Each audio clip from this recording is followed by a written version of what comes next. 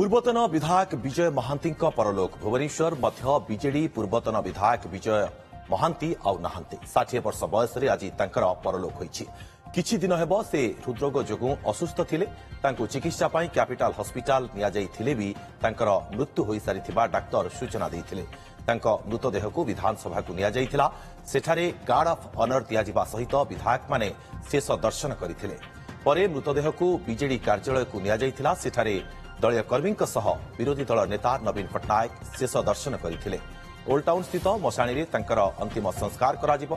2009 एवं 2014 रे दुई थर भुवनेश्वर मध्यरु विधायक भाव में निर्वाचित होइथिले।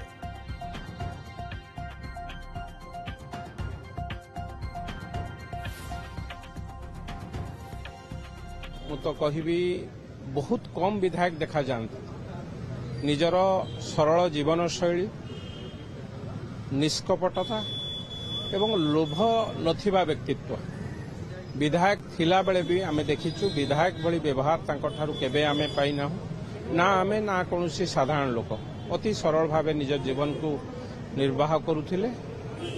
एभली असमय रे आमे विश्वास करि पारुना।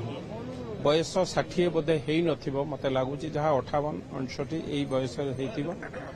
निश्चित भावे ए आम पाई खाली क्षति नुहे भुवनेश्वरवासी ओडिशावासी एक क्षति। तांकर राजनीतिक जीवन बहुत संघर्षपूर्ण भितर आरंभ होता। आम भी सहित सहयोगी होकी थिलु। से समय रे विधायक हबार भी सुजोग मिलता सहित कार्य करिवार एवं से बहुत लोक प्रेमी थिले।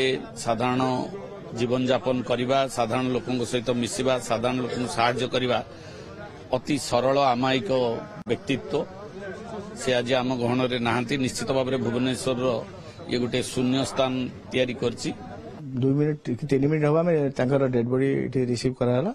तांकर इसी जहा हमर एग्जामिनेशन करिया था हमर डॉक्टर एग्जामिन करले एवं ईसीजी करा गला एवं सेटा से मृत्यु बेले घोषणा करा गला। जस्ट बर्तन घोषणा करा गला।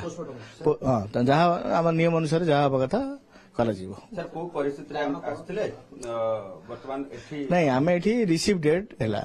चेक कले ताकर डॉक्टर जहाँ रेस्पिरेशन पल्स बीपी सब देखा गला एवं फाइनाली जहाँ प्रोटोकॉल अच्छी प्लस ईसीजी करागला।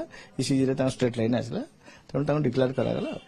सर पीएम करा एबे आमे पुलिस को इनफॉरमेशन दबु एमटी रिसीव डेड बॉडी आसिला बेले इनक्वेस्ट होला पर आमे पीएम करिवो।